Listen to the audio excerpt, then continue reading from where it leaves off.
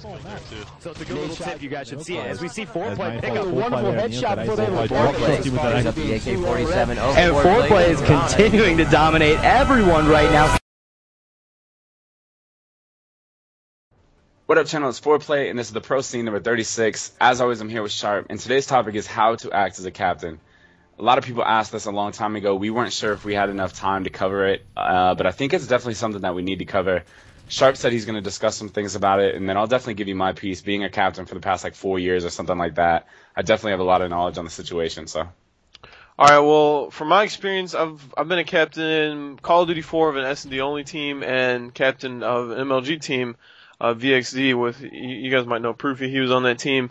And really the best thing that I can say that you need to work on as a captain is making sure your team has, their heads up during the game. Don't let people get down during the game.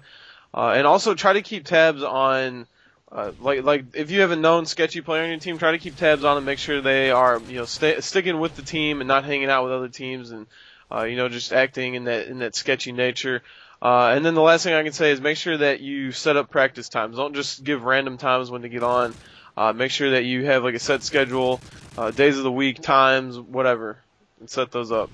Yeah, for me, I'm going to say try and be not only the team's emotional leader, but the vocal leader as well. And I mean that from, an example is, if there's stuff going on inside of a game that's getting your team mad or getting your team frustrated, such as lag, such as teams are maybe snaking, you're just getting frustrated at the way they're playing, or camping, or certain players' rushes aren't working. We've all had teammates that go and just start screaming and getting pissed and that type of stuff, and you just want to calm everyone down. Let it, if you guys lose a round to search, let everyone know, hey, it's one round, it's over, let's reset, and let's focus and win the next round.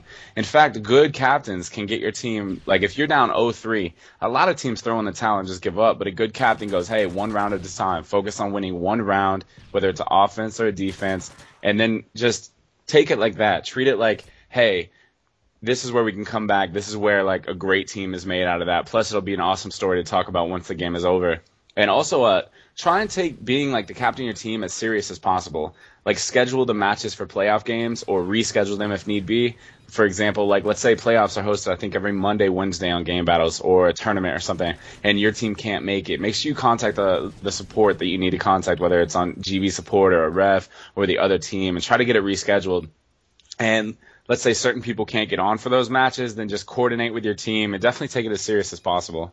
Also, handle all the tickets for your team. If someone disputes your team's matches, a lot of people don't want to do it. I've wrote so many.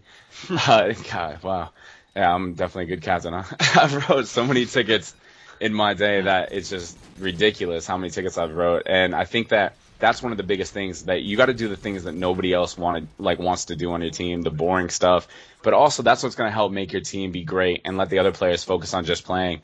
Try to be the voice of your team. If people aren't handling themselves well, on Twitter, or if people are just mouthing off inside matches or talking so much crap to the other team, try to step up and tell them how it could hurt your team's reputation, or it could hurt your team. A lot of people don't really care about that, and a lot of people think they can just do what they want, talk crap on anyone and do that, but it'll come back to bite you in some way. I don't want to say in a sense of karma, but more so just because sponsors do look at your stuff, and not only that, you don't want to be that team with the bad rep, win as a team, lose as a team. That's one of the biggest things I can say.